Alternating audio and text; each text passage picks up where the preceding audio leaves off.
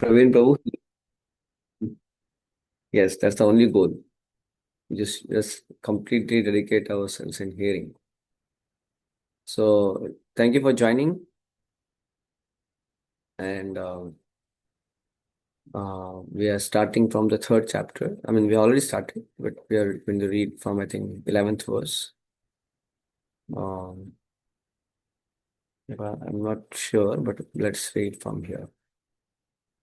Text 11. Devan bhavayatanena te deva bhavayantu vaha parasparam bhavayanta shreyah paramavapyasatha. Yes, translation. Yes, Prashant bro. Yeah, the demigods being pleased by oops, one second, Prabhuji. The demigods being pleased by sacrifices will also please you, and thus by cooperation between men and demigods, prosperity will reign for all. Yeah, purport. The demigods are empowered administrators of material affairs. The supply of air, light, water, and all other benedictions of maintaining the body and soul of every living entity is entrusted to the demigods, who are innumerable assistants in different parts of the body of the Supreme Personality of Godhead. Their pleasures and displeasures are dependent on the performance of yajnas by the human beings. Some of the yajnas are meant to satisfy particular demigods, but even in so doing, Lord Vishnu is worshipped in all yajnas as the chief beneficiary. It is stated also in the Bhagavad Gita that Krishna himself is the beneficiary of all kinds of yajnas. Bhuktarm yajna tapasvam tapasam. Therefore, ultimate satisfaction of the Yagyapati is the chief purpose of all yajnas.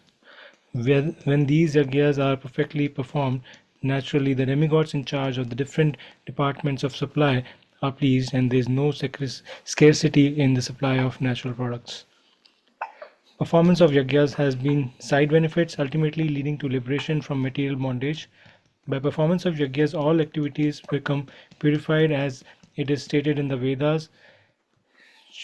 Chandogya Upanishad 7.26.2 Ahar Sudhav Sattva Sudhit Sattva Sudhav Dhruva Smriti Lambe Sarva Grantham Gratinam Vipra Moksh. By performance of yajna, one's eatable becomes sanctified, and by eating sanctified foodstuffs, one very existence becomes purified. By the purification of existence, finer tissues in the memory becomes sanctified. Sanctified. Sanctified. Sanctified means very well. Yes, Prabhuji. Yeah, sanctified means when it is like purified, sanctified, like that. Spiritually specialized, like that. Yeah. Hmm.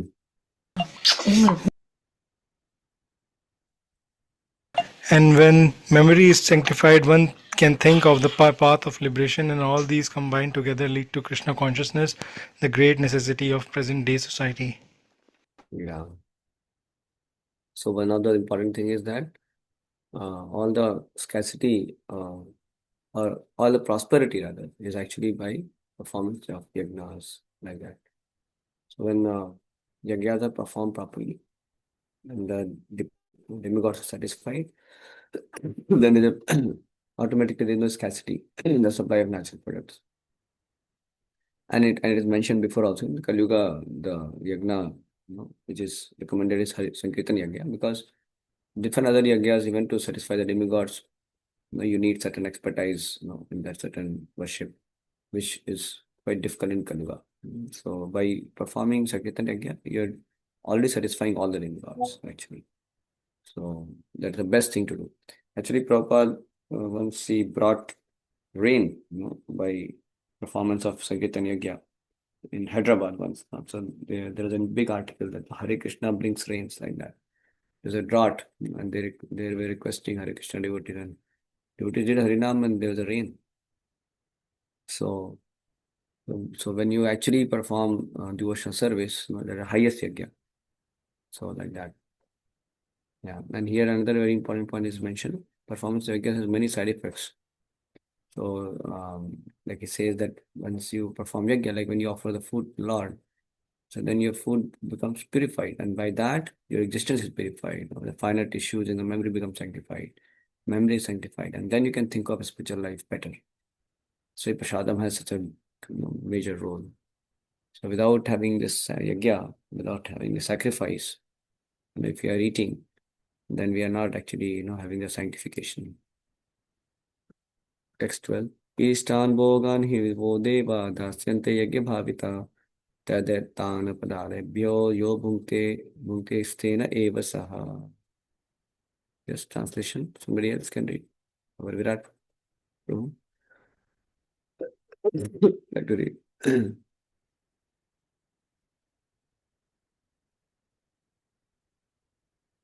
Hare Krishna Prabhuji, I'm still driving. Okay. Prashant Prabhu, you continue then.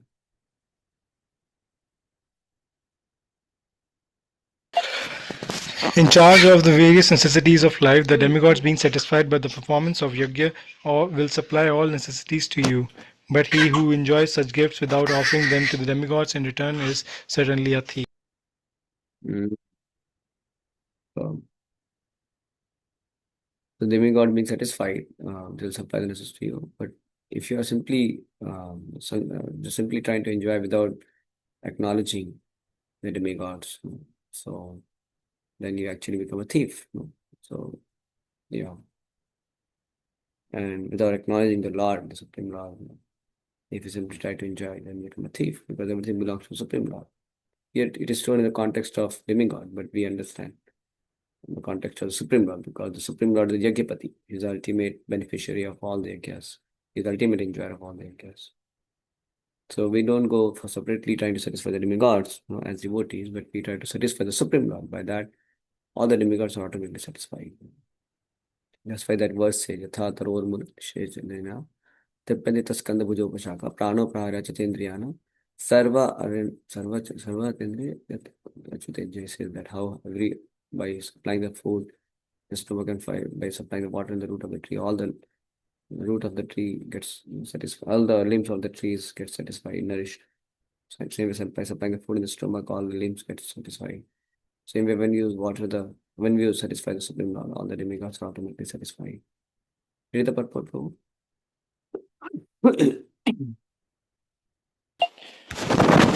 The demigods are authorized supplying agents on behalf of Supreme Personality of Godhead Vishnu. Therefore, they must be satisfied by the performance of prescribed yajnas in the Vedas. There are different kinds of yajnas prescribed of different kinds of demigods, but all are ultimately offered to the Supreme Personality of Godhead. For one who cannot understand what the personality of Godhead is, sacrifice to the demigods is recommended. According to the different material qualities of the persons concerned, different types of yajnas are recommended in the Vedas. Worship of different demigods is also on the same basis, namely according to different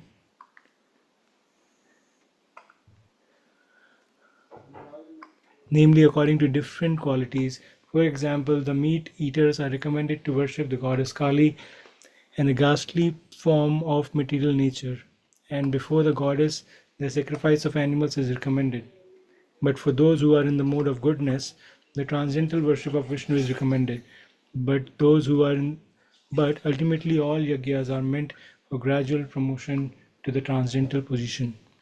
For ordinary men, at least 5 yajnas known as Panch Mahayajna are necessary. One should know, however, that all the necessities of life that the human society requires are supplied by the demigods agent of the Lord. No one can manufacture anything. Take, for example, all the eatables of human society. These eatables include grains, fruits, vegetables, milk, sugar, etc. All the uh, milk, sugar, etc. for the person in the mode of goodness, and also eatables for the non-vegetarian like meat, none of which can be manufactured by men. Then again, take for example heat, light, water, air, etc., which are also necessities of life. None of them can be manufactured by human society. Without the Supreme Lord, there can be no profuse sunlight, moonlight, rainfall, breeze, etc., without which no one can live. Obviously, our life is dependent on the supplies from the Lord. Even for our manufacturing enterprises, we require so many raw materials like metal, sulfur, mercury, manganese, and so many essentials, all of which are supplied by the agents of Lord, with the purpose that we should make proper use of them to keep ourselves fit and healthy for the purpose of self-realization, leading to the ultimate goal of life, namely liberation from the material struggle, for existence. This aim of life is attained by performance of yogas. If we forget the purpose of human life and simply take supplies from the agents of the Lord for sense gratification and become more and more entangled in material existence, which is not the proper of purpose of creation. Certainly, we became thieves, and therefore we are punishable by the laws of material nature. Which is A not the society of purpose of, which is not the purpose of creation.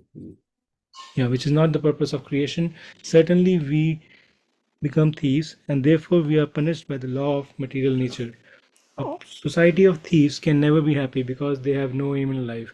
The gross materialist thieves have no ultimate goal of life. They are simply directed to sense gratification, nor do they have knowledge of how to perform yagyas.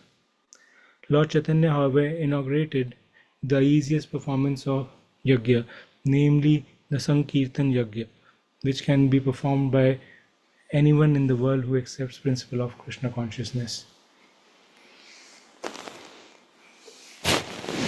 Yeah.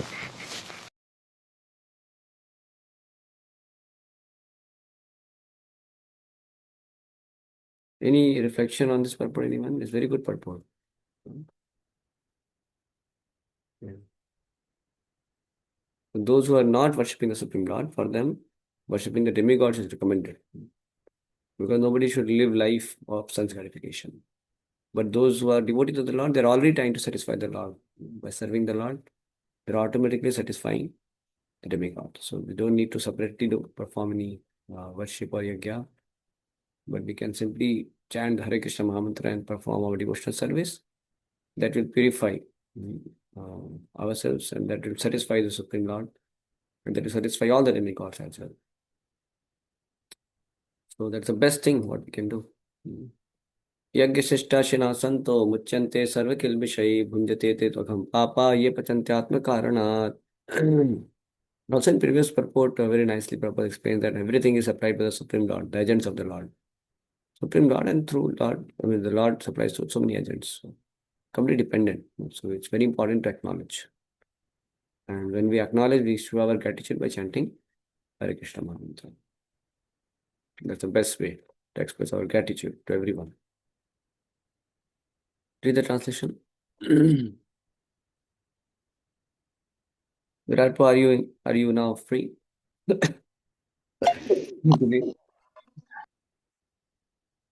Hare ahead, Krishna Prashant. Prabhuji, still in traffic, Prabhuji. Okay. Yes, Prashant, we can go ahead.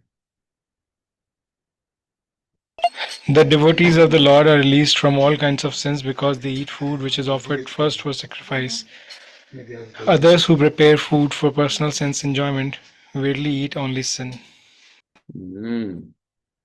So it's important to perform sacrifice and then eat. Purport. Devotees of the Supreme Lord. Read the purport.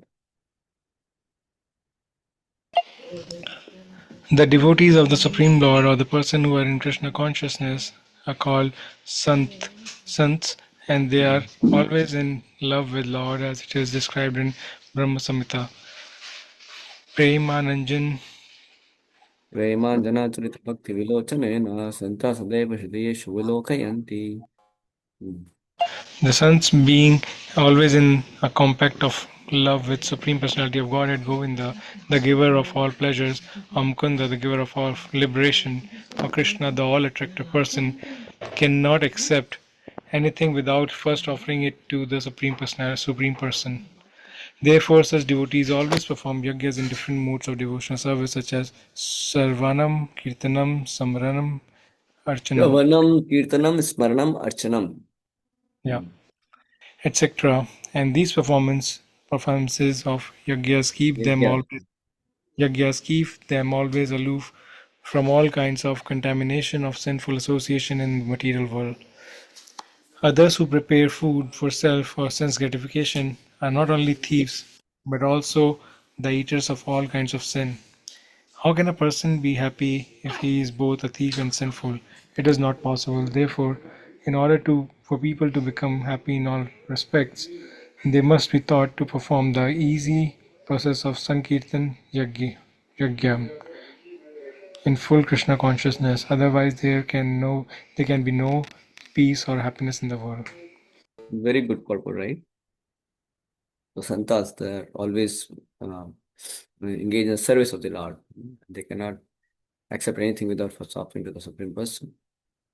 So they perform yajna in different modes of devotional service. It's all yajna, Shavanam. Like also, all of you right now doing yajna. We're hearing, you're reading. Kirtanam, Smaranam, Archanam. These are yajna. And by that, we remain aloof from all kinds of contamination of sinful association in the material world. Like I really like this, what Praveen was written. Hearing only. It's a hearing only about Krishna. So if you are just hearing all the time about Krishna, then you can be completely free from all the material association, contamination of sinful association, the material, you can be aloof from it.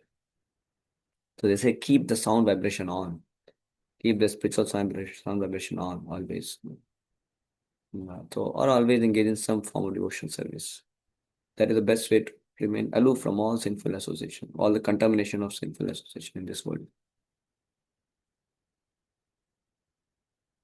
So this whole material world is surcharged with contamination of the three modes of material nature, and the whole atmosphere is surcharged with sinful uh, association, contamination of sinful association. So the way to remain aloof is to always be engaged in Krishna consciousness. Sometimes it may be a little tiring, sometimes it may be a little draining. Draining in the sense that one may be having many things to do, or sometimes it may not be easy, like many of you. I'm not sure whether you are happily able to come or just because I'm called, some of you may be joining. I know you have great interest, but sometimes it may not be easy, and you may be still joining because you understand that how it is important also. And so the thing is, some or the other, I mean, of course, we are able to, sometimes you may have exams or you may have some job preparation or you may have some job work, some family responsibility, like our Shantru is, I know it's quite difficult. You're hardly getting sleep. So his baby is always keeping him on task. Sometimes you'll not be sleeping or something. But yeah, if some or the other we are able to join, we are able to do whatever we can, whatever we are able to.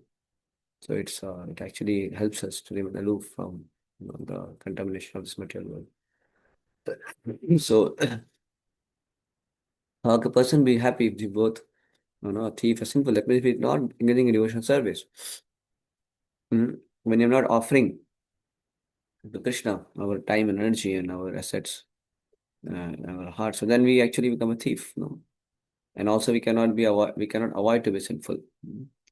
So if you're not engaging in devotional service, automatically our life becomes inauspicious. Automatically we become sinful because we get carried away by the sinful association. So like that. So it's difficult to be safeguarded. Like just because you don't, it's like if you don't offer the food to Krishna, then when you eat, that becomes sinful food. You cannot avoid. So you have no option but to perform devotional service like that. And uh, like if you don't speak about Krishna, then you'll speak something about his material world. And that will be either, by the influence of goodness, passion, or ignorance. So it also will, create certain reaction, good or bad. But both are binding. So that way, in one sense, both are inauspicious. So in that sense, both are sinful. That sense, you see. So only auspicious thing is that when you are engaged in speaking about Krishna or things related to Krishna, or it should have a Krishna conscious purpose. In order to keep people, that's why direct Krishna conscious kirtans, reading, hearing is very powerful. When you have that consciousness, then even your ordinary work, like working for some company, doing business, taking care of child, that also can become no, devotional service because of your consciousness. Because you can offer that work also for Krishna's pleasure, then by dint of that consciousness. But for that, you need that strong sadhana. So then only we can be having true peace and happiness. Text 14. अन्नाद् भवन्ति भूतानि पर्जन्याद् न सम्भवः यज्ञाद् भवति पर्जन्यो यज्ञकर्म समुद्भवः. Translation. Virat, are you back to the reading? I think Prashant Bro, you can read. Ask him. All living bodies subsist on food grains, which are produced from rains. Rains are produced by performance of yajna sacrifices, and yajna is born of prescribed duties. Mm. Purport: Srila Baladev Vidyabhushan, a great commentator of Bhagavad Gita, writes as follows. येन्द्रादि अङ्गतवा स्थितं यज्ञं सर्वेश्वरं विष्णुम् अभ्यर्च्य तक्षेष अश्नन्ति तेन तद् देहयात्रां सम्पादयन्ति ते सन्तः सर्वेश्वरस्य यज्ञपुरुषस्य भक्ताः सर्वकिल्बिषैः अनादिकालविद्धैः आत्मानुभवप्रतिबन्धकैर्निखिलैः पापैर्विमुच्यन्ते.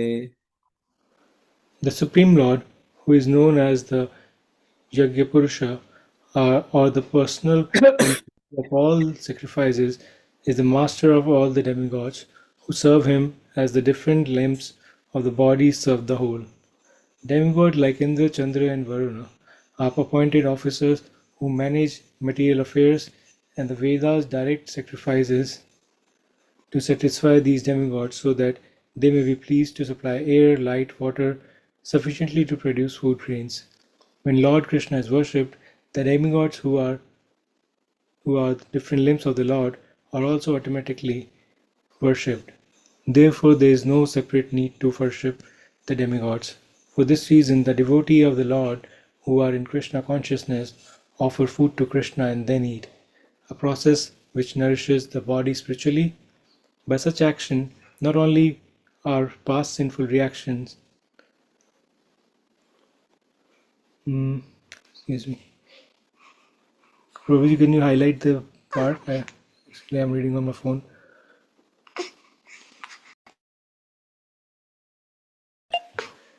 For this reason, the devotee of the Lord who are in Krishna consciousness offer food to Krishna and then eat, a process which nourishes the body spiritually. By such action. Excuse me.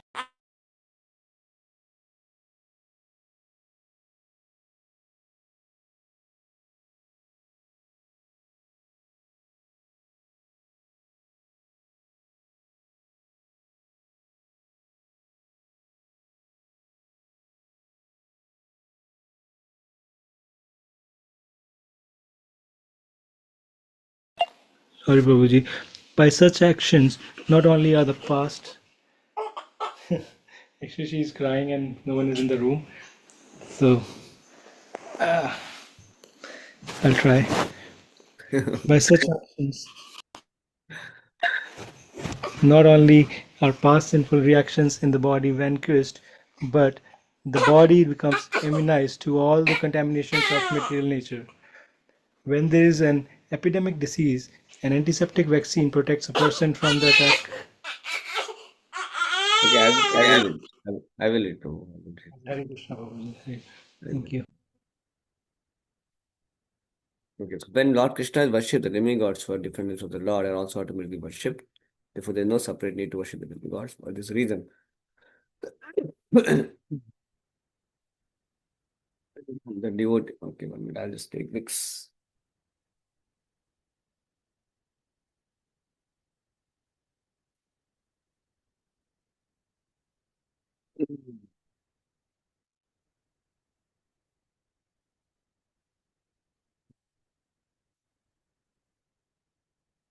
For this reason, the devotees of the Lord who are in Krishna consciousness offer food to Krishna and then eat.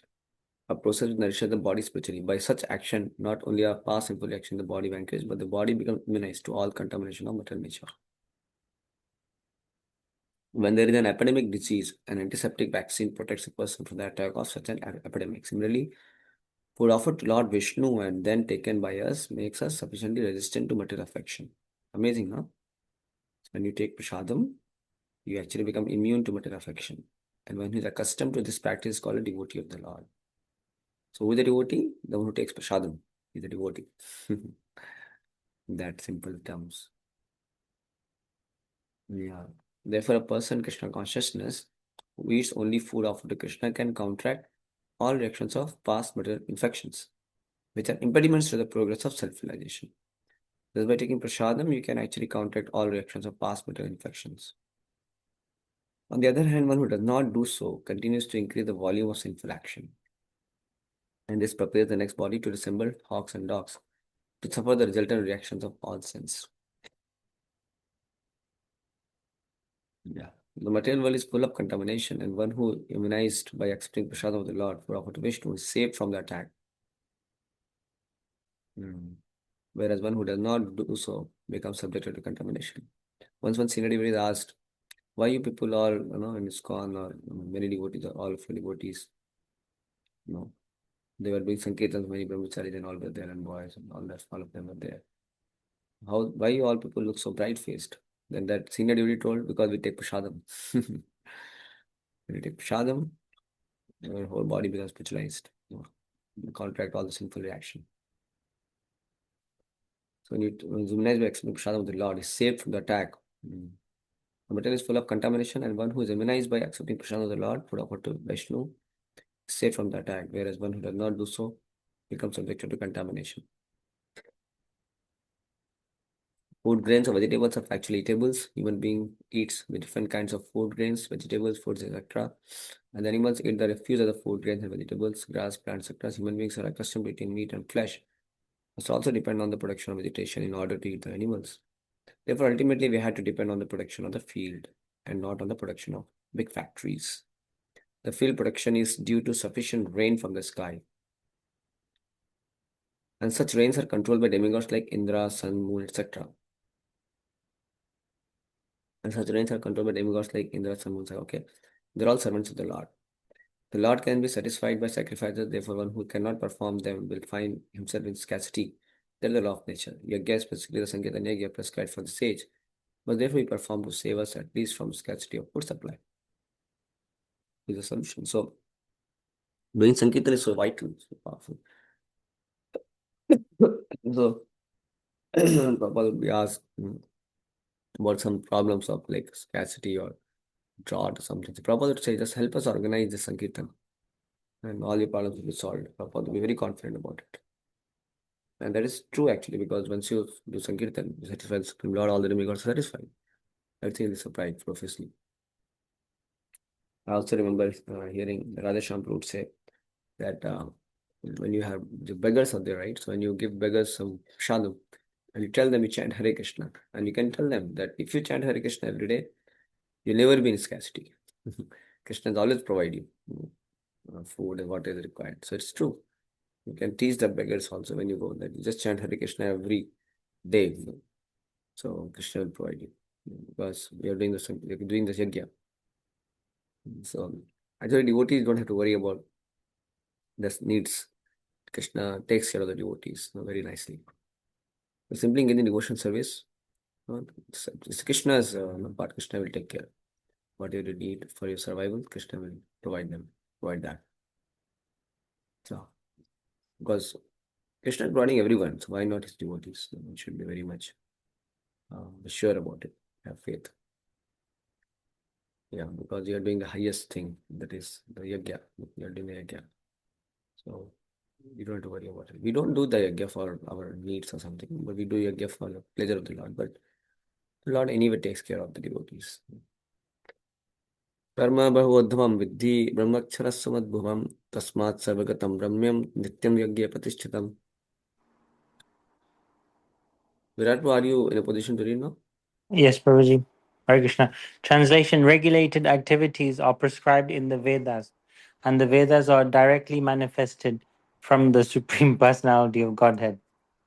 Consequently, the all pervading transcendence is eternally situated in acts of sacrifice. Yeah, regulated activities are prescribed by Vedas, and अच्छा, previous verse now, where it is written prescribed duties. Yajnas want prescribed duties. No? So that is towards the demigods also. No? Like so many varieties of prescribed duties are there towards the demigods, right? Yeah. So the yagyas. No? But the highest duty when you're doing by serving the Supreme Lord, that's already all the prescribed duties are, I mean, it's the highest duty actually. So it is already being fulfilled. And when you do the yagya, devotional service, then you can engage all your other activities also in the service of the Lord. That becomes also yagya. And here is saying, regular activity that prescribed in the Veda, and the Veda that directly manifested from the Supreme God, all put in terms of, yeah. Yes, Prabhu. Yagnatha karma. This only we're reading, right? Yeah. Go ahead, Prabhu. Purport. Yeah. Yugnatra karma on the necessity of work for the satisfaction of Krishna only is Yeah, so more it's a very, this very amazing point, huh? That Yagnatha karma, necessity of work was satisfaction of Krishna only. Yes. Mm. is more expressly stated in this verse. If we have to work for the satisfaction of the Yagna Purusha, Vishnu, then we must find out the direction of work in Brahma or the transcendental Vedas. The Vedas are therefore codes of working directions. Anything performed without the direction of the Vedas is called vikarma, or unauthorized or sinful work. So what is mentioned is like, okay, you have to satisfy the Lord, but the way to satisfy the Lord is work under the work under directions of the Vedas. That's how you know how to satisfy the Lord. That's the point. Mhm. The direction of work you get from the Vedas. Therefore, one should always take direction from the Vedas to be saved from the reaction of work. As one has to work in ordinary life by the direction of the state, one similarly has to work under direction of the supreme state of the Lord.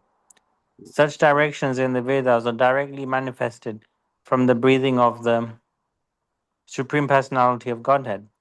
It is said, Asya Mahato भूतस्य Bhutasya निरस्तं Nivratam. एतद्यद्वेदो Yajurveda सामवेदो अथर्वङ्ग ऋषः.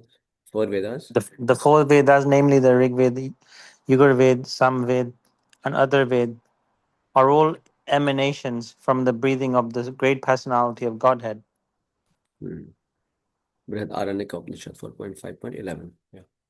The Lord, being omnipotent, can speak by breathing air, for as it is confirmed in the Brahma Samhita, the Lord has the omnipotence to perform through each of his senses the actions of all other senses.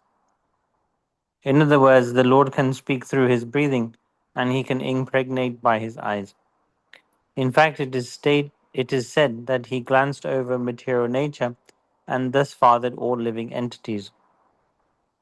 After creating or impregnating the conditioned souls into the womb of material nature, he gave his directions in the Vedic wisdom as to how such conditioned souls can return home, back to Godhead. We should always remember that the conditioned souls in material nature are all eager for material enjoyment. But the Hmm. Vedic directions are so made that one can satisfy one's perverted desires, then return to Godhead, having finished his so called enjoyment. It is a Hmm. chance for the conditioned souls to attain liberation. Therefore, the conditioned souls must try to follow the process of yajna by becoming Krishna conscious. Even those who have not followed the Vedic injunctions may adopt the principles of Krishna consciousness, and that will take the place of performance of Vedic yajnas or karmas. Hmm. So taking to Krishna consciousness directly, automatically you're performing all the essence of the Vedas. No? All you're following all the injunctions of the Vedas perfectly if you are following the principles of Krishna consciousness. And Vedas in general also give us the way by which the living entities can get purified of his enjoying spirit. So Vedas may recommend the ways which is religious, I mean, which is as per the Vedas, which is dharmic. So that way you can.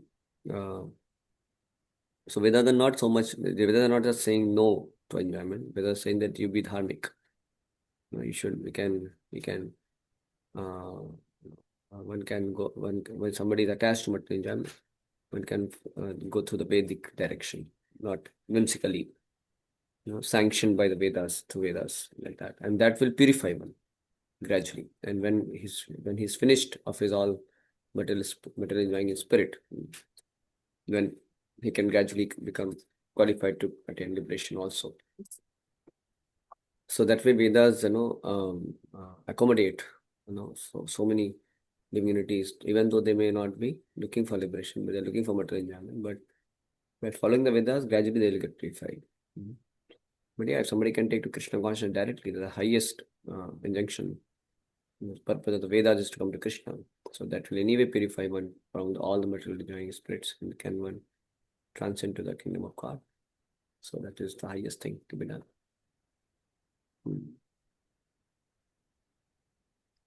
That will take with the responsibility of the karmas.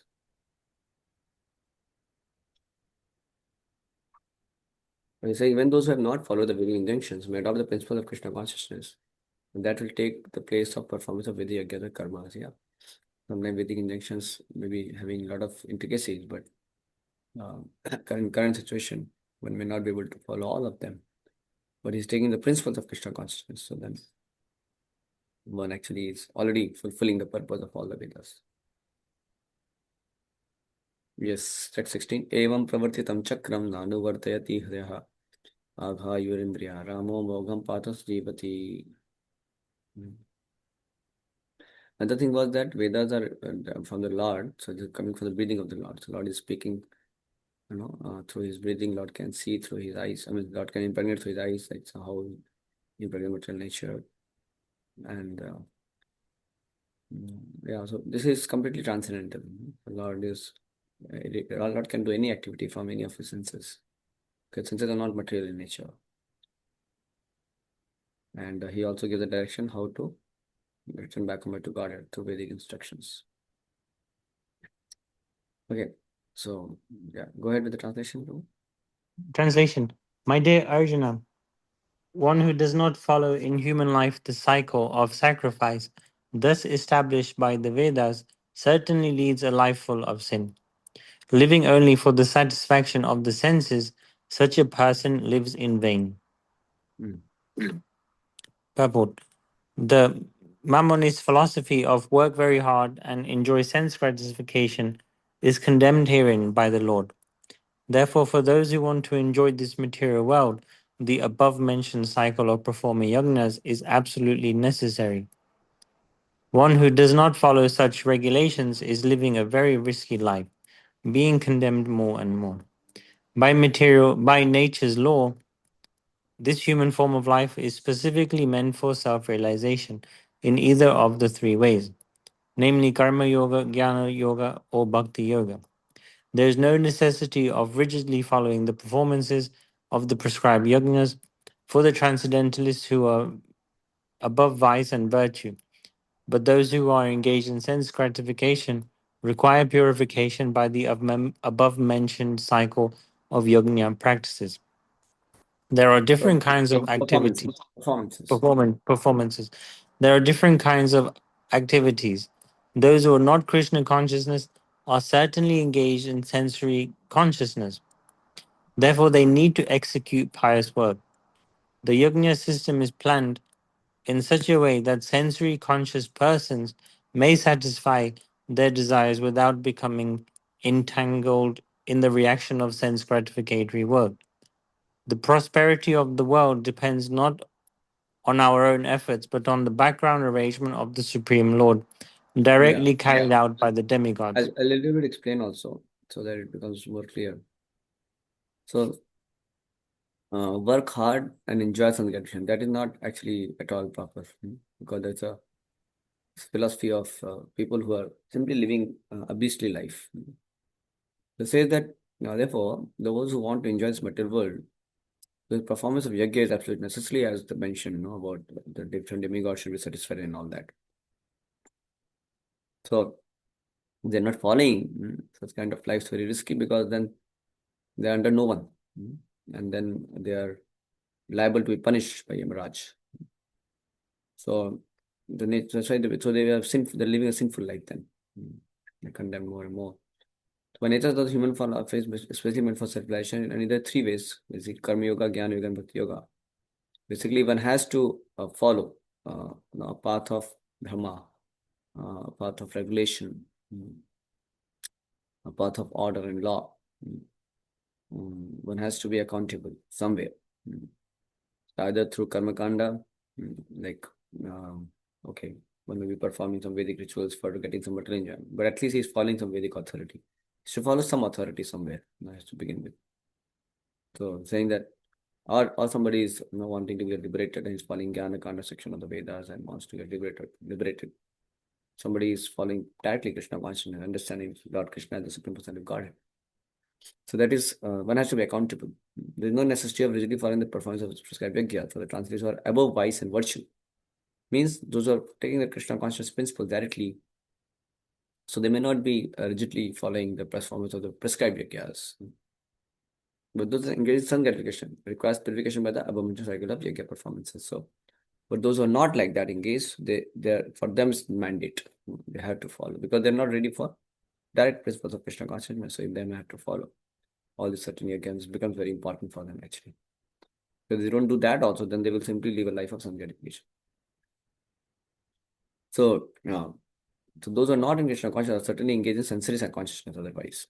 Therefore, they need to execute pious work. So that's why those who are not taking to Krishna consciousness, for them doing such kind of pious work is good only.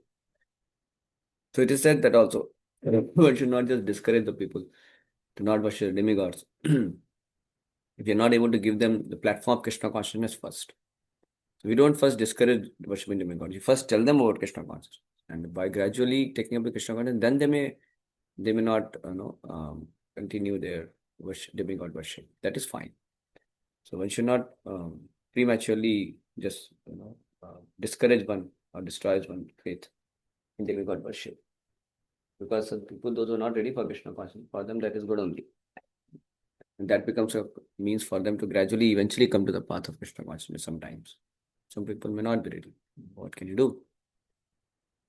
But yeah, but if they're able to take up Krishna consciousness, there is no need of demigod worship because demigods are automatically satisfied. Very little like conscious when we are trying to preach. We have to see that how person is not simply because if you just condemn demigod worship without giving them Krishna consciousness properly, then they may become atheist only. Really careful. So that's why he's saying that therefore they need to exit past for the yoga system is planned in such a way that sensory conscious person may satisfy their desires without becoming entangled in the reaction of sun gratification. That's what I was explaining before also. So Vedas give that program by which they may go for sun gratification, like karma kanda section now, but they will not get too much into that bondage of sinful reactions by which they get degraded too much. They will gradually get purified. The prosperity of the world depends not on our own efforts, but on the background arrangement of the Supreme Lord. Yeah. So we have to always know that our prosperity depends upon the Supreme Lord. We are always dependent on the Supreme Lord. So, directly carried out with the demigod. Therefore, the yajnas are directly aimed at the particular demigods mentioned in the Vedas. Yeah, go ahead, Prabhu.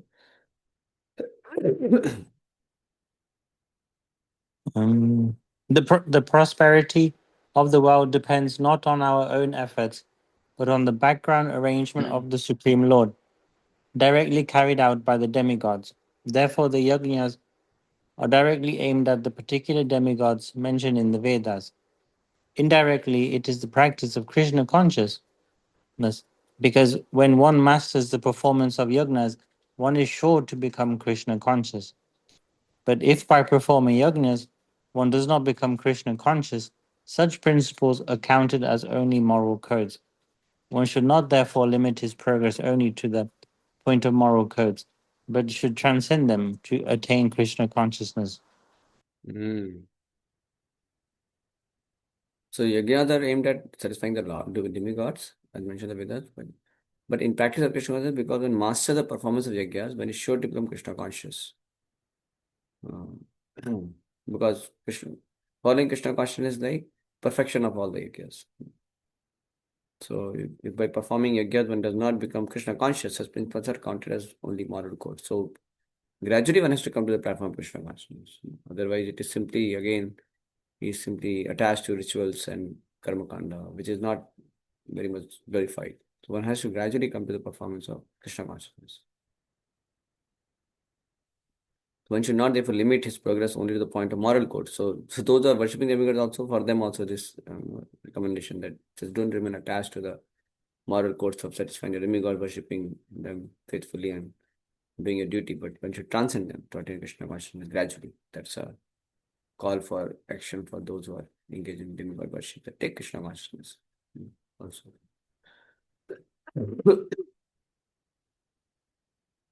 यस्त्वात्मरितेरेव स्यादात्मतृप्तश्च मानवः आत्मन्येव च सन्तुष्टस्य कार्यं न विद्यते तस्य कार्यं न विद्यते. Translation: But for one who takes pleasure in the self, whose human life is one of self-realization, and who is satisfied in the sense only, fully satiated, Satiated. satiated, for him there is no duty.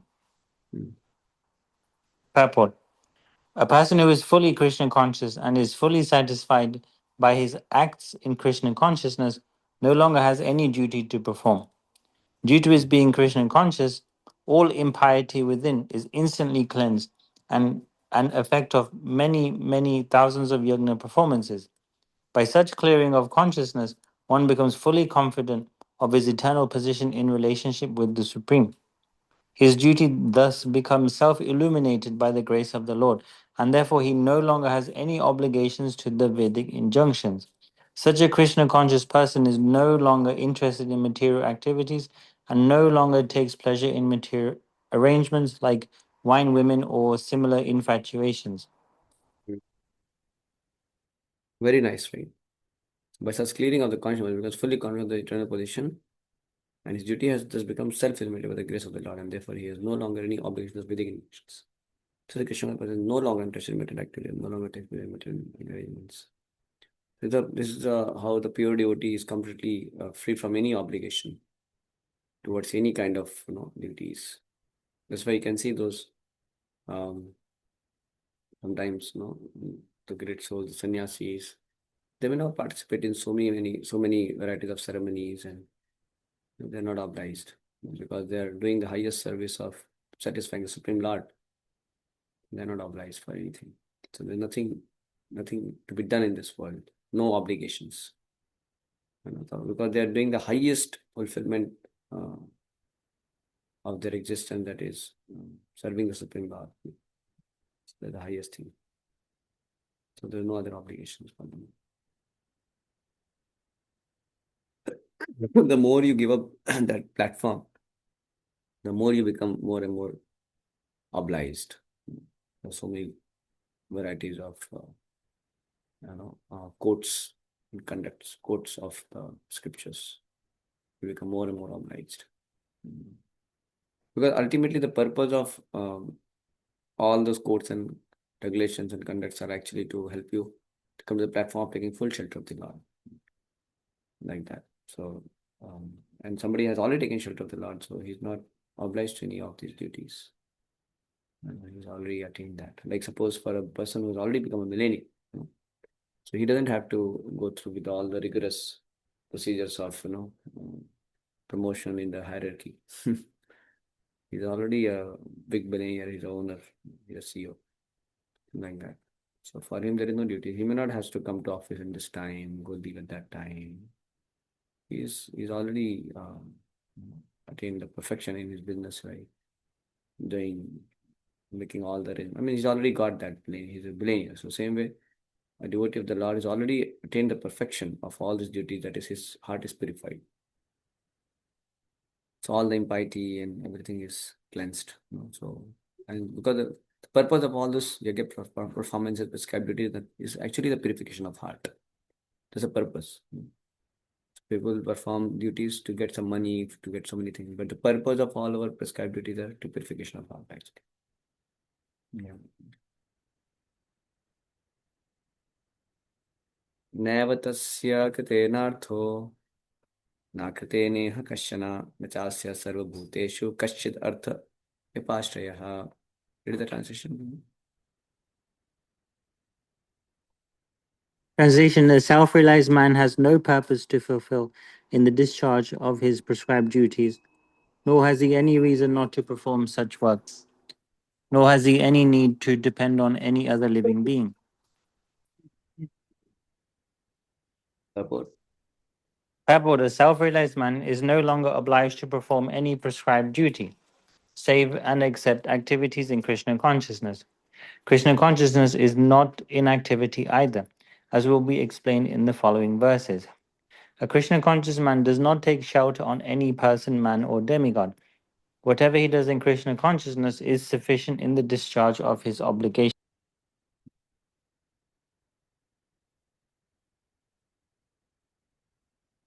तस्मादसक्ता सततं कार्यं कर्म समाचर असक्तो हि आचरन् कर्म परम आपनोति पुरुषः. Translation. Translation: therefore, without being attached to the fruits of activities, one should act as a matter of duty. For by working without attachment, one attains the supreme. Yeah, without being attached to the fruits of activities, one should act as a matter of duty. By working without attachment, one attains the supreme because it gets purified. So, without becoming attached to the fruits of activities, one should do his prescribed duties as a matter of duty. By working without attachment, one attains the supreme. Yes, go ahead, purport. The Supreme is the personality of Godhead for the devotees and liberation for the impersonalist.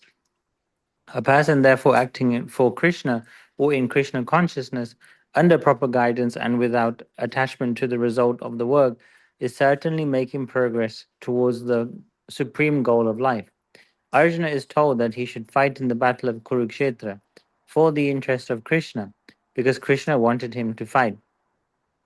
To be a good man or a non-violent man is a personal attachment, but to act on behalf of the Supreme is to act without attachment for the result. That is the perfect action of the highest degree, recommended by the Supreme Personality of Godhead, Sri Krishna. Yeah, I'll explain this. Yeah, so person therefore acting for Krishna and Krishna under proper guidance and without attachment to the result of work is certainly making progress toward the ultimate goal of life. Yeah. So this is translation when it's properly explained in terms of somebody is in Krishna consciousness. So yeah, so that is the best course of action.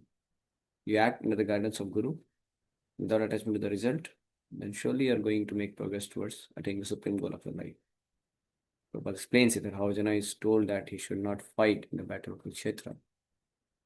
One minute.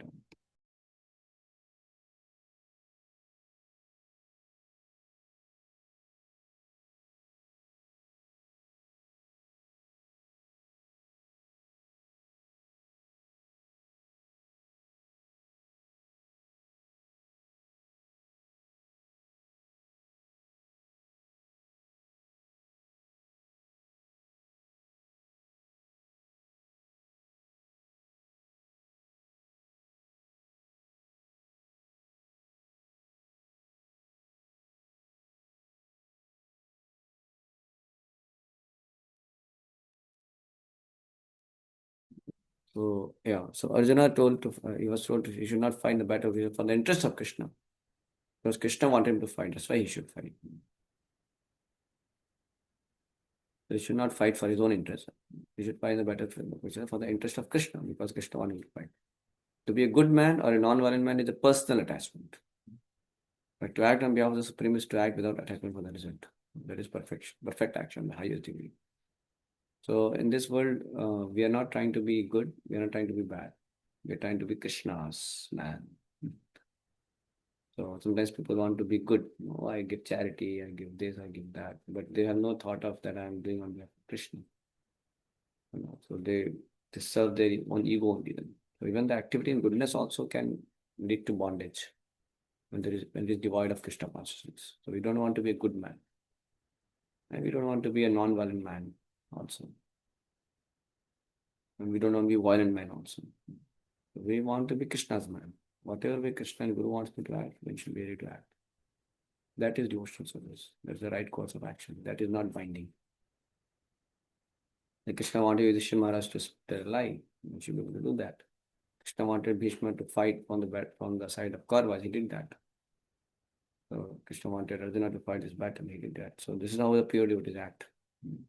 They have no personal agenda. They only want to serve the will of the Lord. It's amazing. Not easy, but it's easy for the pure devotees, but they are in love with the Lord. Yeah, so that is the perfection of the highest degree of Shri Krishna. Yes, Prabhu. Vedic rituals like prescribed sacrifices are performed for purification of impious activities that were performed in the field of sense gratification. But action in Krishna consciousness is transcendental to the reaction of good or evil work. A Krishna conscious person has no attachment for the result, but acts on behalf of Krishna alone. He engages in all kinds of activities, but is completely non attached.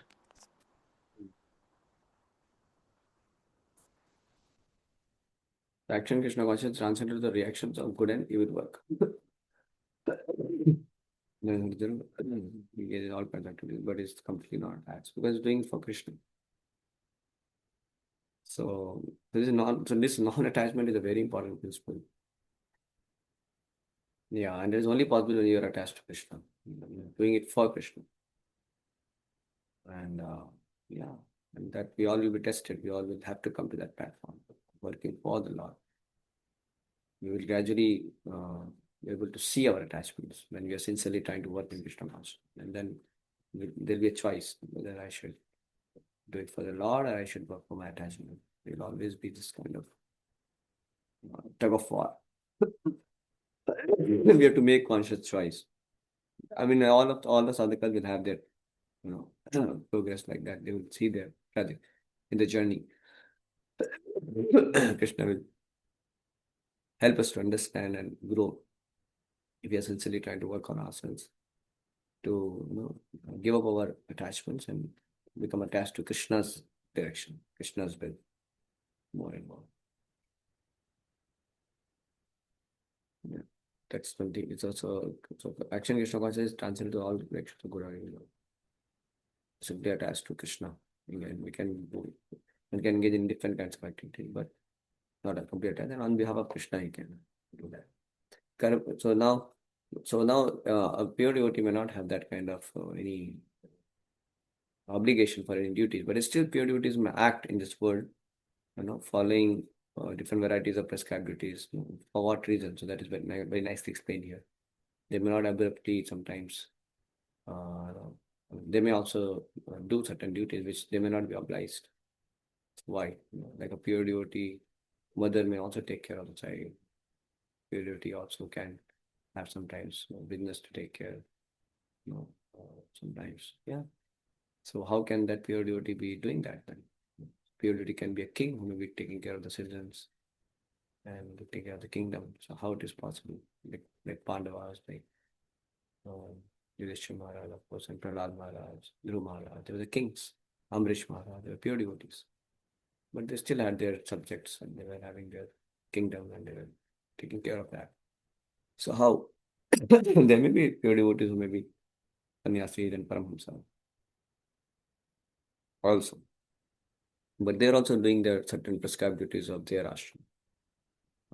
They may be also be like a pure devotee, also maybe coming to the temple for Mangalarti, they may be also going down to the deities. They may be also doing their managerial services and it's called like a GBC or something. So they may also doing their duties. So why? Of course, they're doing it as a service of the Lord, but they'll be also following certain norms and injunctions of the scriptures. For what purpose? So that is being explained now. Yeah, translation. Did we read that Sanskrit first? No, I think. कर्मण्य he संसिद्धिम आस्थिता जनकादयः लोकसंग्रममिवापि संपश्यन् कर्तुमर्हसि.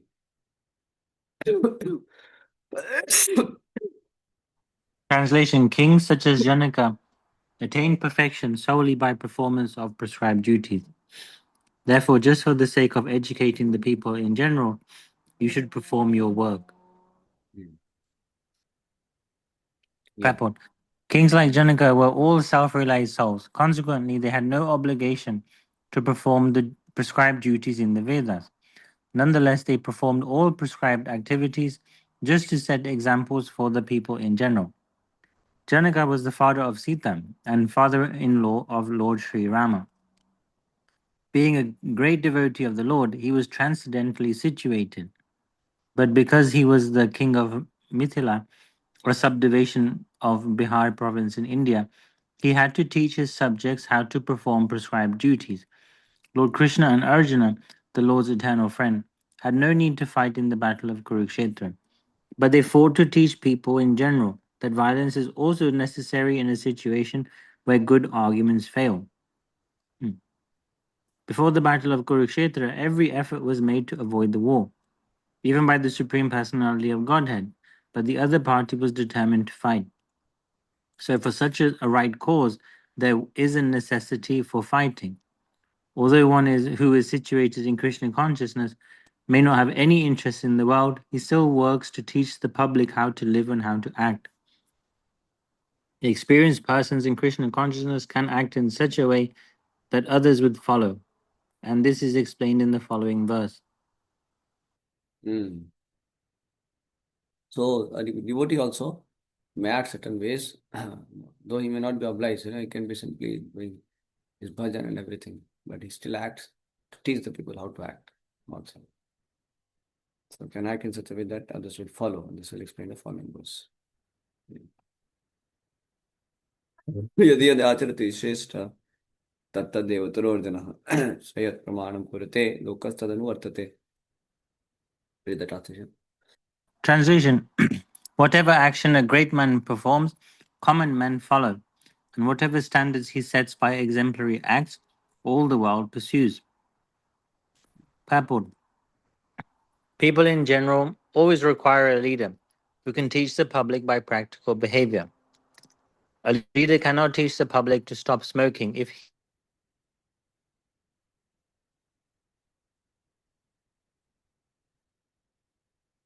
Oh, we can't hear you, bro. or the A, idea to teach a the leader, common man. a leader cannot. Can you read again? Leader cannot teach the public from there. A leader cannot teach the public to stop smoking if he himself smokes. Lord Chaitanya said that a teacher should behave properly before he begins teaching. One who teaches in that way is called Acharya or the ideal teacher. Therefore, a teacher must follow the principles of Shastra or scripture to teach the common man. The teacher cannot manufacture rules against the principles of revealed scriptures. The revealed scriptures, like Manu Samhita and similar others, are considered the standard books to be followed by human society. Thus, the leader's teaching should be based on the principles of such standard shastras. One who desires to improve himself must follow the standard rules as they are practiced by the great teachers. The Srimad Bhagavatam also affirms that one who should follow in the footsteps of great devotees, and that is the way of progress on the path of spiritual realization. The king or the executive head of state, the father, and the school teacher are all considered to be natural leaders of the innocent people in general. All such natural leaders have a great responsibility to their dependents. Therefore, they must be conversant with standard books of moral and spiritual codes. Mm. Yeah, so we should know what are the Shastric codes to conduct, and a devotee set the example. So it's very important. That's why the leaders they have to be very careful how they act, because the common man should not get misled. That's why they will follow. They may be following certain things, even though they may be beyond that also. They still will be following them because they want to set the right example. Like sometimes you can see, um, I've seen like Radha Shampoo sometimes traveling in a simple train, sleeper and all, saving Krishna's money. Even though they may be going, you know, I mean, they may have many things to do and the time may be less, but sometimes they don't, honestly don't spend money because they want to set the example as well. No, they may not. They are so engaged in Krishna's service that there won't be any offense if they uh, just spend indiscriminately. Because they're completely engaged in Krishna's service. But still, they may not do that. Still, they will be careful in utilizing the resources in a way that it is optimized in terms of not unnecessarily wasting money and all that. And we very, very careful in that. So why? Because they want to set the example also. So they take care of certain small things sometimes. Set the right example. Like they may be sitting in the Bhagavatam class, with some young devotee also speaking. So now they may be so Krishna conscious. They may not need to sit there and hear the sermon from a younger devotee, right? But still they may be sitting in Bhagavatam class because they just want to set the example that in Bhagavatam class how we should be sitting there. Like Prabhupada also sitting in the Bhagavatam class of his own disciples. So Prabhupada doesn't need to. He can be Krishna conscious. He can be wherever.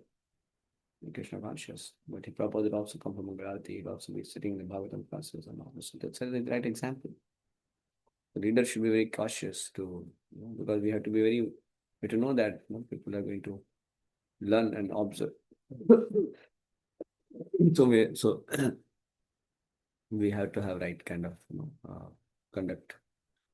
And as devotee, you already become a leader because when you go outside world, people see you as a scorn devotee. So you naturally have the influence. So we have to always mindful how we act. Like you're a devotee and say you break the traffic rules, you cross the railway lines, breaking the laws and all. It's not very healthy because people will point on you. So as a devotee, we have natural responsibility to follow the codes and conducts of the scriptures and normal laws like that. Devotee should not be unnecessarily breaking them. There may be some kind of emergency, some situations where, under the guidance of you know, devotees and Guru Shishya Parampara, one may have to sometimes make a compromise, sometimes may be required. But that should be not like a regular thing. In general, devotees follow normal codes and conducts and everything. Not in general. Like you're in a line, it's not like, oh, I'm a pure devotee, I don't have to be in line, I just go in front and counter. Devotees don't do that. They follow the normal codes, the social laws also. Yeah. They are not obliged. They follow. Yes, ma'am. Can we take a short break? Not 7. We can take a break and I don't know whether we can pause the recording. Possible. Does the class end 7:30, Prabhuji? So text 22, right? Yes, Prabhuji. न मे पार्थ अस्ति कर्तव्यं त्रिशूले लोकेषु किंचन नानाप्तम् अवाप्यम् अवापत्प्यम् वत्र एव च कर्मणि.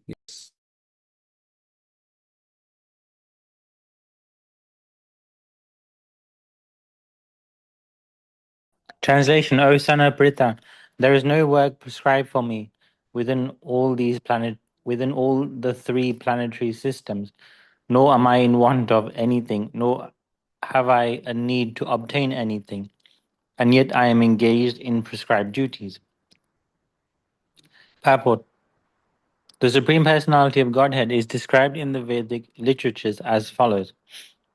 तमेश्वराणां परमं महेश्वरं तं देवतानां परमं च दैवतं पतिं पतीनां परमं परस्तात् विदाम देवं भुवनेशमेद्यम् न तस्य कार्यं करणं च विद्यते न तत्समश्चाभिधिकस्तच्च च दृश्यते पराशक्तिर्विविधैव श्रूयते स्वभावकी ज्ञानबलक्रिया च.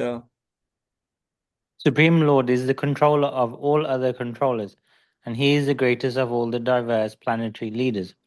Everyone is under his control. All entities are delegated with particular power only by the Supreme Lord. They are not supreme themselves. He is also worshipable by all demigods and is the supreme director of all directors. Therefore, he is transcendental to all kinds of material leaders and controllers and is worshipable by all. There is no one greater than him, and he is the supreme cause of all causes. He does not possess a bodily form like that of an ordinary living entity. He is no difference. There is no difference between his body and his soul. He is absolute. All his senses are transcendental. Any one of his senses can perform the action of any other sense. Therefore, no one is greater than him or equal to him. His potencies are multifarious, and thus his deeds are automatically performed as a natural sequence.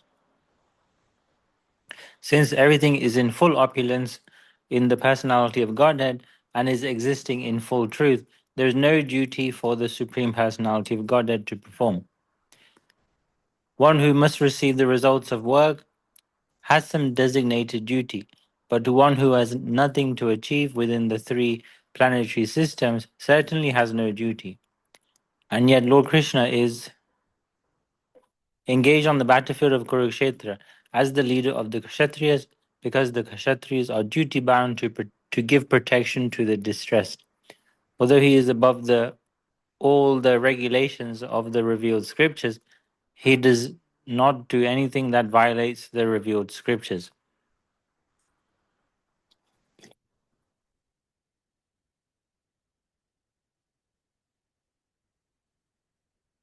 Reflection.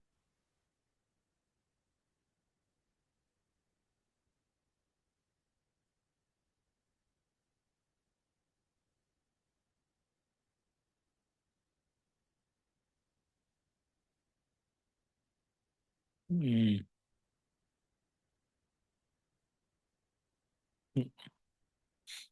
There is no specific role for the Lord to perform, especially in this material world.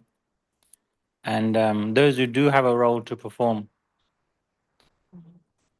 and those who try to get the results of their work um, is because they have some designated duty. But the Lord doesn't have a designated duty, so he doesn't need to receive the results of his work. But still, he came to the battle of Kurukshetra because he had to give protection, and he had to um, give protection to the distressed.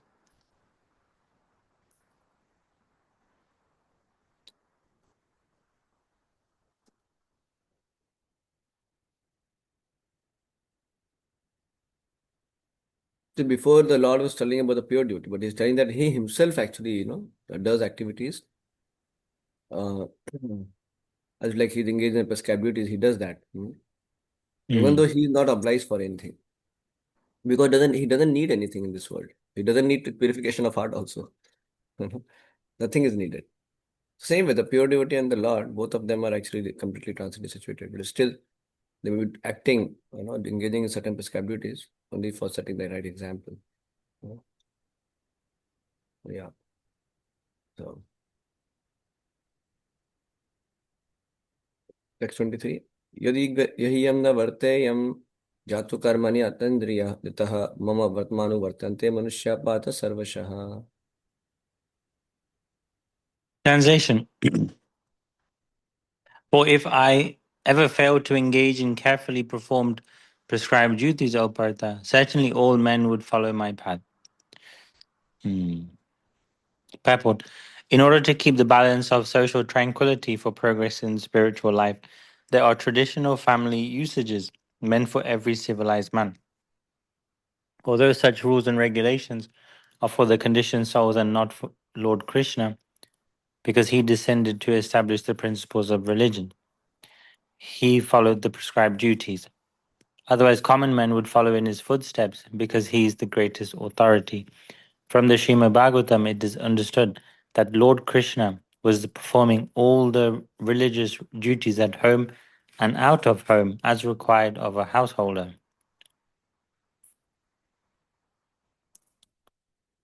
Reflection. I found this text interesting because um, in the previous text it says that a leader should act in such a way, in a sensible way, so that his followers can follow him in a good way. And they give an example of a teacher and other examples as well. And here it is explained in more detail that the Lord has to carry out actions in such a way and behave in a such a way, because if he doesn't follow scripture or prescribed duties, then men would follow in his path. If he doesn't follow the prescribed duties, or um, that was my main reflection. The people would follow in his path because he's the greatest authority. So he would have to follow and abide by the rules and regulations. Yeah, so Lord does many, you can see like when Narad Muni also went to Dwarka, Lord was engaging so many varieties of duties. Somewhere performing yajna, somewhere performing dana, somewhere doing meditation. So many varieties of, it was doing. And he'd go to Sudharma assembly and he'd also, do the administration, all that he was doing.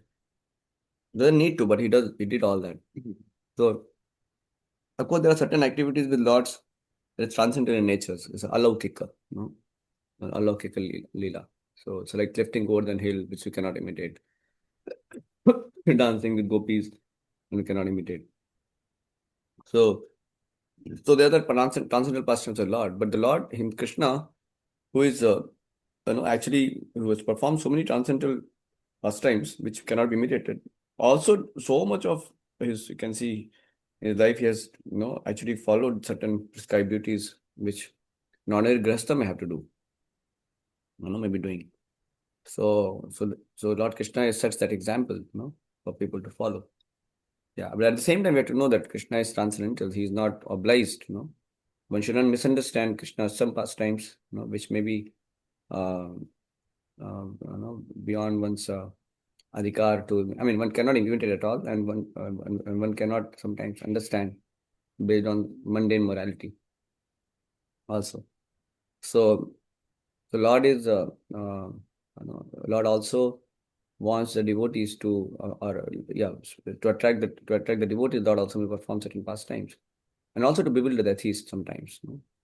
So the Lord may uh, uh, there may be people who may be bewildered by such pastimes also. So, but in general, Lord does, you can see how he meticulously follows so many prescribed duties as well. Any questions? Any comments?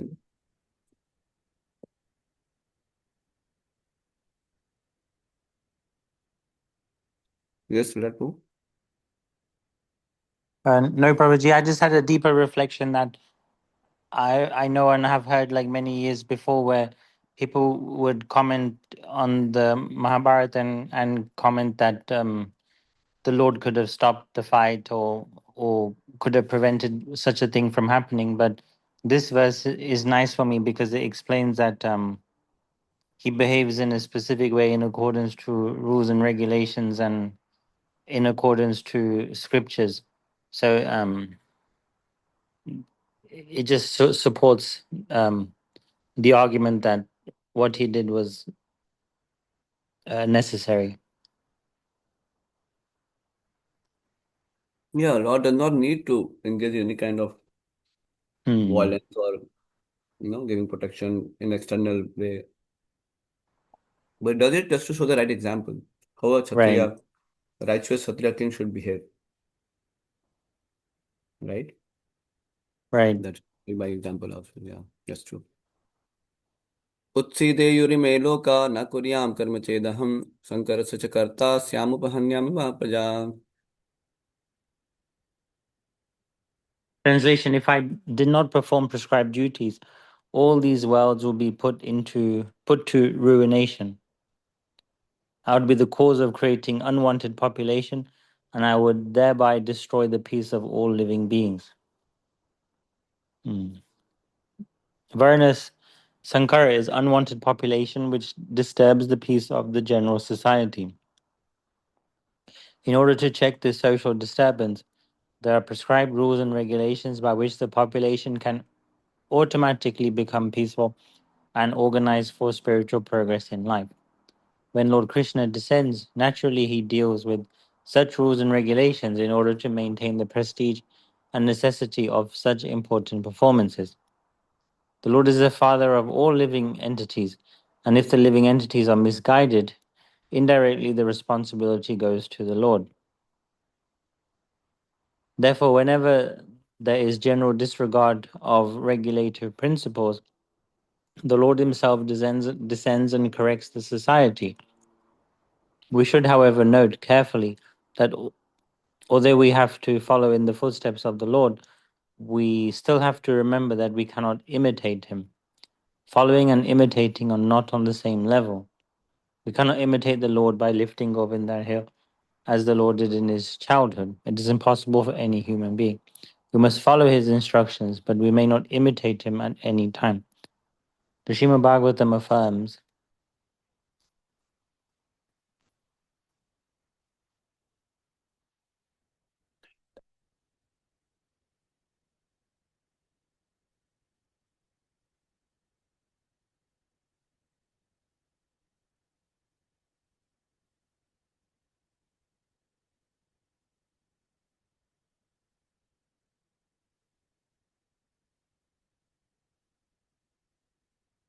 What happened?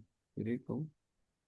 oh, Netat Naita Samaj. samachare jatu manasapi yanishwaraha vinashayati acharam maudhyat यथारूढ़वदीजं विश्वम् ईश्वराणां वचा सत्यं तथैव चरितं क्वचित् तेषां यत्स्वपचो युक्तं बुद्धिमान् तत्समाचरेत्.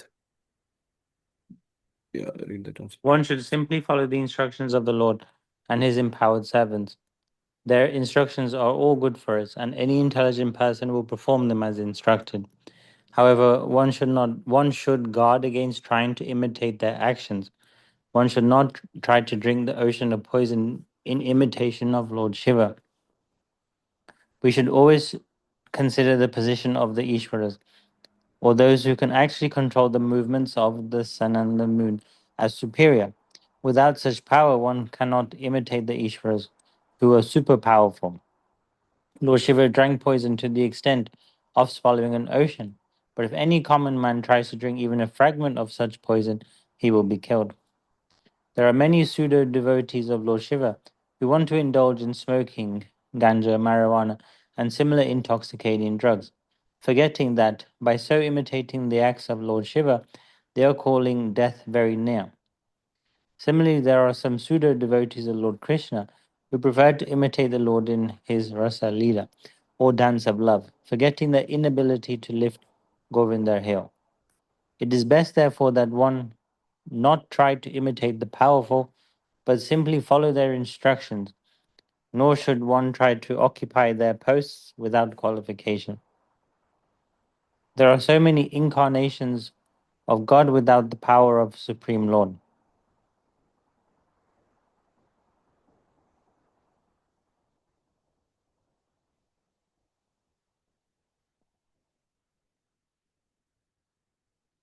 That's the point I was trying to say, right? So the Lord of whenever there is a general disregard of regular principle, the Lord Himself descends to correct the society. We should, however, note carefully that although we have to follow in the footsteps of the Lord, we have to still remember that we cannot imitate Him. Yeah. So Lord will do that. Follows prescribed duties also many times. He will follow the course of conduct. But sometimes certain transcendental pastimes of the Lord, so Lord cannot be imitated. So that's why one should see the teachings and activities, and one should more follow. One should know the teachings, as the guide, the manual guide for the living trees to follow. And the Lord sometimes will act also to show how to act like that. But one should not always demand the Lord, oh, you should act like this only. No, that is not right, because He is ultimately transcendent personality. Like a father sometimes maybe showing you by certain act, no, you should be doing like this, you should be doing like that, you know. But we cannot expect the father to be behaving like a child, The father may say that you should be, what is it? Hmm, I don't know. Some way, some certain teachings he may give to the child, which is for the child. So So one cannot. So father may also be showing that same way, but not like he has to do that. Everything what the child has to do. You understand? No? So because father has his own position where he can act in certain ways. Uh, so like that. I'm not getting any right example immediately.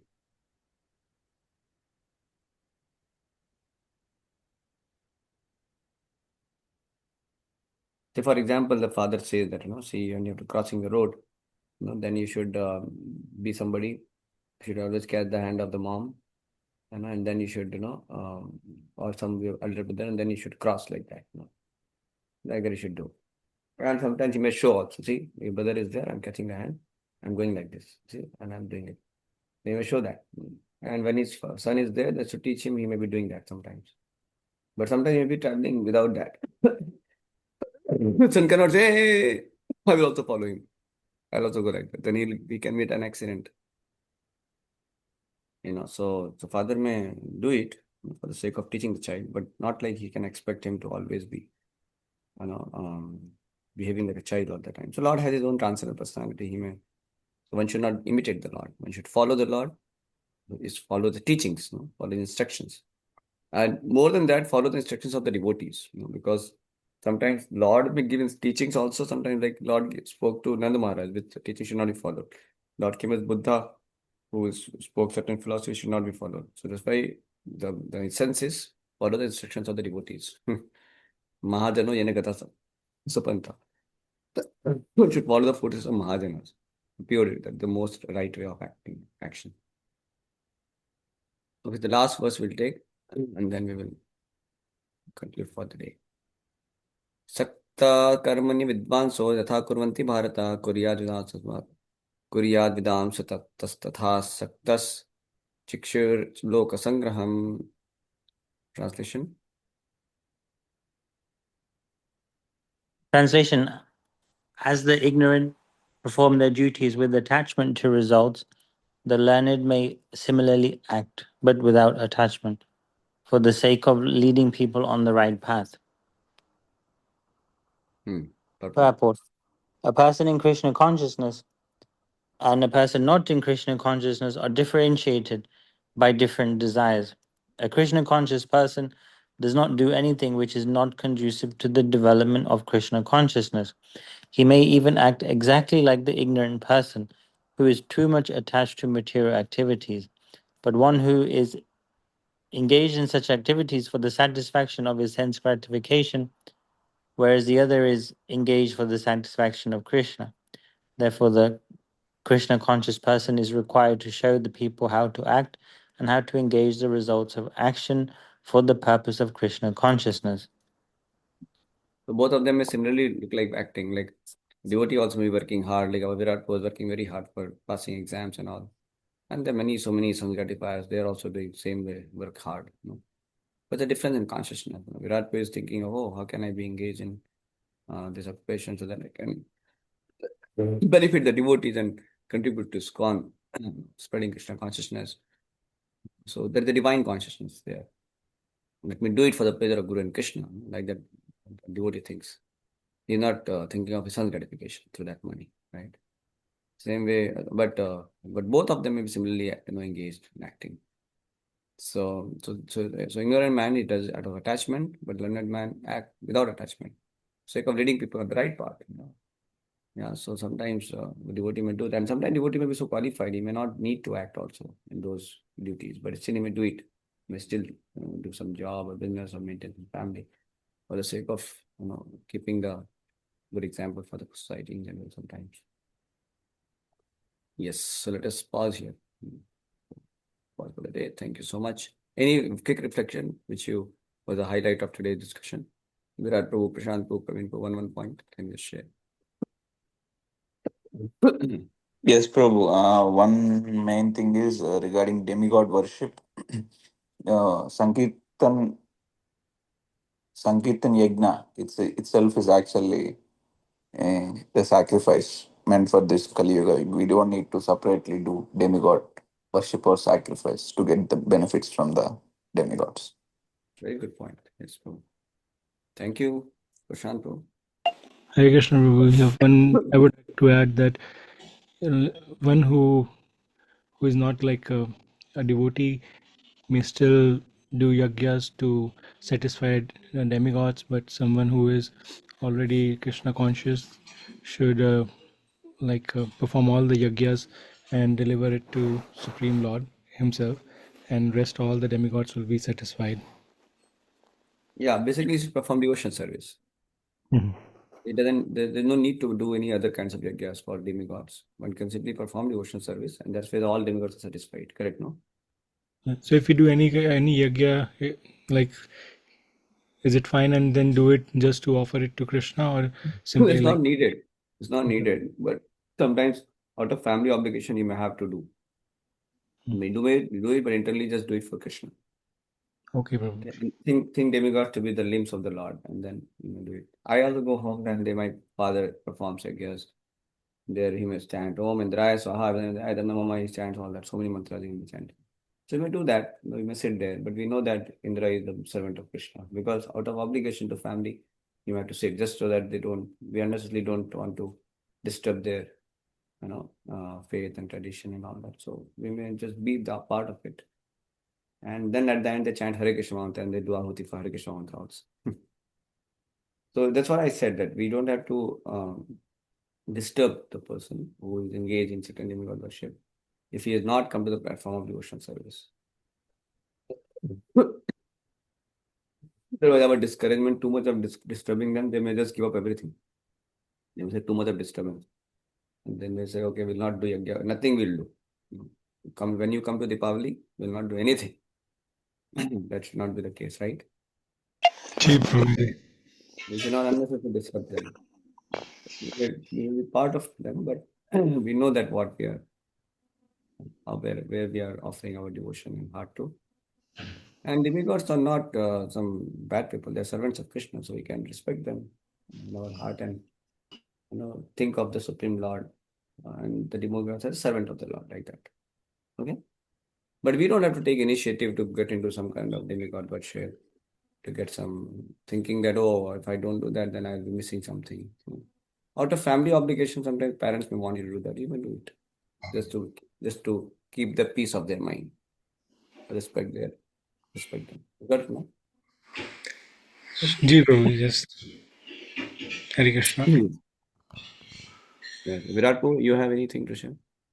Um, just from the last purport, when we act or carry out duties, we should act and carry out duties with the consciousness, knowing that we are doing it for the purpose of Krishna, for the love of Krishna, not for our own sake or for our own sense enjoyment or for our own fame. That's ignorance, as Lord Krishna says. So we should alter our consciousness so Hmm. that we perform duties for the Lord, and we can develop that mindset through association and book reading Yeah, and constantly doing book reading and association. Then we will develop that stronger consciousness level. yeah. Good point. Also, Prabhu, also I wanted to have a session on. Just stop this recording.